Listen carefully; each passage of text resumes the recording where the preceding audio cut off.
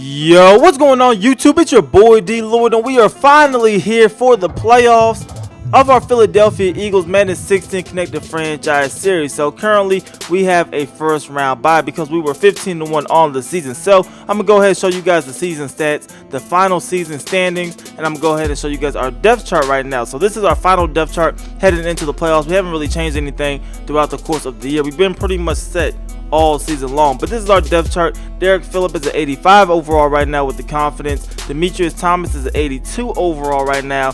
Percy Harvin is at 88 overall, but we have him as our second receiver just because I want that speed matchup basically and get some mismatches out there. That's the only reason I have him as the number 2 guy. When we take a look at our defense is pretty much stacked as well. Fletcher Cox is 97 overall. Aqib Talib 94 overall corner. CJ Bradley is a 90 overall as well. He's a rookie cornerback. Then we got Brandon Boykin at the 85. Then we got Malcolm Jenkins, who was also a 90 overall. And then we have Michael Kendricks, who's a 91 overall as well. And then our special teams, not that big of a deal. But Tegan Jr., obviously he is our kick returner. And then Demetrius Thomas is our third down back. So we'll go ahead and take a look at the final standings so you guys can see everybody's record and see how everybody finished. Now the AFC is a little crazy because Kansas City Chiefs have the best record, so obviously they got home field advantage throughout the playoffs. The Chargers are actually going to be in the wild card spot. The Bengals are going to get the actual first round bye.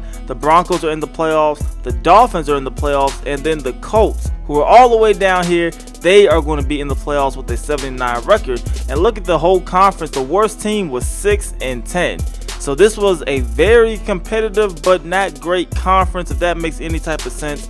Nobody who was absolutely terrible, but nobody who was really dominating either. So very weird, but that's how the AFC ended up finishing. Now for the NFC, obviously we are 15-1, so we got home field advantage throughout the playoffs for us.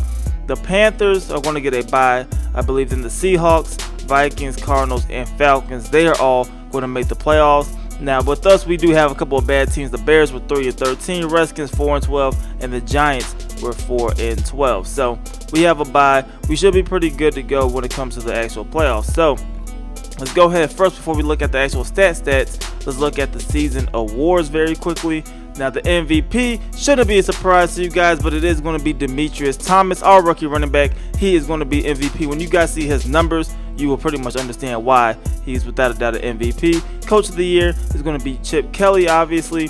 Now when we look at the AFC Offensive Player of the Year, you got Andy Dalton. We don't have no players on here because we're not in the AFC, but Justin Houston, LaMarcus Peterson, Le'Veon Gordon, best QB Andy Dalton, best running back Jeremy Hill, AJ Green. So it looks like the Bengals won pretty much all these awards. Best defensive lineman JJ Watt, obviously. Justin Houston for linebacker Sean Smith. And then you got the kickers and all that stuff. But when we take a look at the NFC, Demetrius Thomas, obviously once again Offensive Player of the Year. Defensive Player of the Year is Darrell Washington. Offensive Rookie of the Year, obviously again Demetrius Thomas. Darren Ives, I believe his name is Eves. He's Defensive Rookie of the Year. Best QB goes to our Derek Phillip, who is also a rookie. Best running back once again goes to DT. Best receiver is going to go to Julio Jones. But when we go back and look at it again, Nelson Aguilar was actually third on that list for best receiver, so that was pretty interesting. We had Lane Johnson, who was second in the best offensive lineman voting. Best defensive lineman, I don't think we had anybody on there. Best linebackers, Michael Kendricks was 6th when it came to voting for that. And then Harrison Smith ends up winning best DB. But we did have CJ Bradley, who finished 3rd in this voting as well. Best kicker, Parkey was 3rd for us. And then we're right back at the top. So let's actually look at our team's stats, and then we go ahead and look at the whole NFL stats as a league. But Derek Phillip, he had a great season. 4,000 yards passing, 39 touchdowns, 17 interceptions.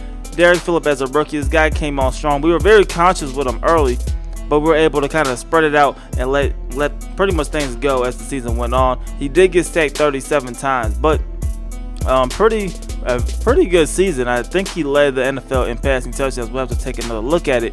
As for rushing stats, Demetrius Thomas, look at this year, 319 carries, almost 2,000 yards, you guys. We were just shy of 2,000 yards, 28 yards shy of that. 6.2 yards per carry, and he had 22 touchdowns. 22 rushing touchdowns. That's absolutely crazy. He only fumbled the ball once. He had 31 broken tackles as well. So the DT pretty much, he killed it this year. When we look at the receiving stats, once again, it is Demetrius Thomas who was leading us in receptions. He had 59 receptions, just under 1,000 yards, but he had 9 receiving touchdowns to go with his 22 rushing touchdowns. So 31 total touchdowns for Demetrius Thomas during his rookie campaign. It's just absolutely crazy, because when I drafted Demetrius Thomas, I did not think he was going to do all of this stuff. Once I seen how good he was, I was like, yo, we got to go ahead and trade all of these running backs. We got to make sure that he is our starting back, and it definitely paid off. We were definitely rewarded for doing that. He had a fantastic year. Nelson Aguilar had over 1,000 yards receiving, and he had 10 receiving touchdowns. And then Percy Harvin, only 30 catches, but 9 touchdowns off of those 30 catches. So very productive for Percy Harvin.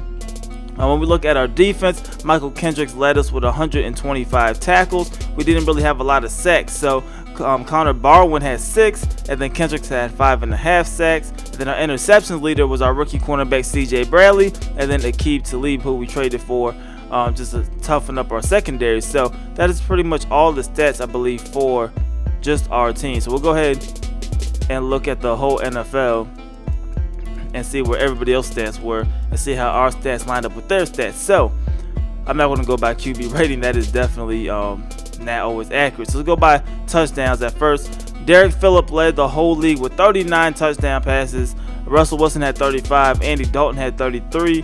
And then Aaron Rodgers had 32. Nobody else went over 30 besides that. When we look at the passing yardage, Andy Dalton had 4,500. Then Tannehill with 4,200. And then we came in with 41. And then Andrew Luck. That's all the quarterbacks that went over 4,000. See who threw the most interceptions. Tyrod Taylor threw 22 interceptions to 12 touchdowns. That is an absolutely terrible ratio. But Tyrod Taylor looked like he struggled, and he might not be starting too much longer with that stat line. I do want to go ahead and look at sacks real quick too. See who got sacked the most, and it was Tyrod Taylor. This could have contributed to those interceptions. 62 sacks. Jameis Winston got sacked 59 times, and then Brock Osweiler got sacked 49 times. So Tyrod Taylor definitely getting sacked a lot up there in Buffalo. So looking at the rushing stats, Demetrius Thomas just under 2,000 yards rushing like we seen earlier. He's going to be the leader. AP was right behind him, 200 yards behind him, but he had 11 touchdowns as well. Not a bad year. Melvin Gordon is there. So CJ Anderson. Joseph Randle is there. That is kind of surprising. And then Bishop Sankey is also among the leaders in rushing. So a couple of surprises here when you look at the rushing leaders. Let's take a look at who had the most rushing touchdowns. Demetrius Thomas, obviously, then Joseph Randle, Jeremy Hill. Noshawn Moreno had 13 rushing touchdowns. So a little interesting when you look at some of these stats. Receiving, Julio Jones, 107 receptions, and then Emmanuel Sanders had 101, and that was all who went over 100. Jordy Nelson was close, only 2 receptions short of 100 receptions. Let's look at the receiving yards total. Julio Jones obviously at the top again, then Jordy Nelson, Julian Edelman, and then AJ Green. As for receiving touchdowns, the leader was Julio Jones with 13.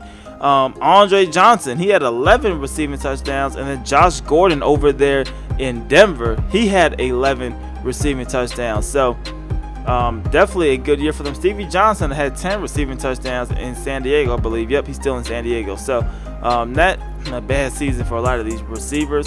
The tackles leader is going to be Curtis Lofton, 179 total tackles from Oakland. And then Rolando McClain, who I believe just got suspended in real life, he was number 2 in tackles in our franchise. So look at sacks leader should be J.J. Watt. It's actually Justin Houston, who had 20. I don't think J.J. Watt is up here when it comes to sack leaders. He had 13 sacks, so a down year for him. But Justin Houston, he's always at the top. He had 20.5 sacks. Interception leaders, this one is going to be Daryl Smith with 7 interceptions, the middle linebacker. Then that first cornerback was Sean Smith, who had 7 interceptions as well. And then he had a couple of players with 6 receptions. And like you seen earlier, we only had 5 between our 2 corners. So that's pretty much it, I believe. Let's go ahead, while we're on the camera, let's just go ahead and simulate the wild card and see who we're going to end up taking on in the divisional round, because we have a bye week. So we'll go ahead and we'll simulate and we'll pretty much see what happens here, see who will end up taking on in the next round. So then we can see all the scores. Look like we're going to be taking on the Falcons in the next round. So let's go ahead, look at the playoff schedule and see how bad they won in the wild card matchup. So this is the divisional rounds. You got the Chargers at the Chiefs, Falcons at the Eagles, Dolphins at the Bengals, and then the Cardinals at the Panthers. So let's pretty much see what happened. We're playing the Falcons. Falcons beat Seattle 27-16 in Seattle. So that's definitely a huge win for Atlanta. That's why they're going to be taking us on in the next round. Denver pretty much got shut out almost against Miami 27-3. San Diego won 34-20, but Indianapolis was the worst team in the playoffs. That is not that surprising. And then Arizona, they beat Minnesota 38-28. So like I said, this is going to be the matchups of the next round, and I think that's pretty much it. If I forgot to show anything, let me know that in the comment section below. I'll try to get that in a future video, or if you just want to know something quickly, I can try to let you guys know that as well. But that is all I got for this episode, you guys. I hope you guys enjoyed it. If you did, please go ahead and leave this video a like and subscribe if you haven't already. It's your boy D Lloyd. I'm gonna see y'all next time. Peace.